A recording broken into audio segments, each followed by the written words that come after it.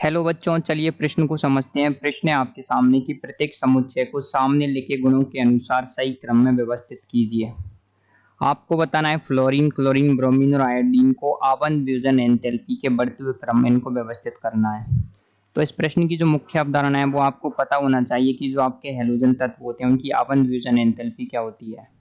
तो यदि आप जान पाएंगे कि जो आपके हैलोजन तत्व हैं उनकी आबंध विभजन एंथैल्पी क्या है, तो आप बता पाएंगे कि उनका बढ़ता हुआ क्रम क्या होता है। तो आपको आबंध विभजन एंथैल्पी पता होनी चाहिए। तो हमको यहाँ पर हैलोजेंस कौन कौन से दिए हुए हैं आपको, एक तो दे रखा है फ्लोरीन, एक दे रखा है क्लोरीन, एक दे रखा है ब्रोमीन और एक दे रखा है आयोडीन।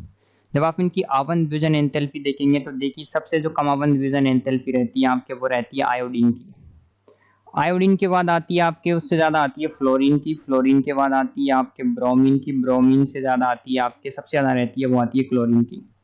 नियम के अनुसार क्या होना चाहिए था कि फ्लोरीन की सबसे ज्यादा होनी चाहिए थी, उसके बाद क्लोरीन, फिर ब्रोमीन, फिर आयोडीन, ये होना चाहिए था। लेकिन क्या होता है देखिए, फ्लोरीन का जो आकार रहता है क्या होता है, बहुत छोटा आकार रहता है। छोटा आकार रहने की वजह से क्या होता है, इसके जो बंध के इलेक्ट्रॉन रहते हैं आपस में क्या करते हैं, एक दूसरे को क्या करते हैं, प्रतिकर्षित करते हैं। प्रतिकर्षित करने की वजह से इसका जो जो बंध विभजन एंथैल्पी है ना, वो क्या हो जाती है, बहुत ही कम हो जाती है और ये यहाँ से उठ करके यहाँ पर पहुंच जाता है। आयोडीन से पहले आ जाता है। ये वाला क्रम फॉलो होता है फ्लोरीन के लिए। तो जो आपके सही क्रम आएगा वो आएगा आपके ये वाला कि आयोडीन सबसे कम, उसके बाद फ्लोरीन, फिर ब्रोमीन, फिर क्लोरीन। ये आ जाएगी आपके बंध विभजन एंथैल्पी। और आबंध विभजन एंथैल्पी का मतलब क्या है, आबंध विभजन एंथैल्पी का मतलब है कि फ्लोरीन और फ्लोरीन मतलब जो कोई भी आबंध हो उसको तोड़ने के लिए जितनी ऊर्जा दी जाती है ना, वही आपके आबंध विभजन एंथैल्पी कहलाती है।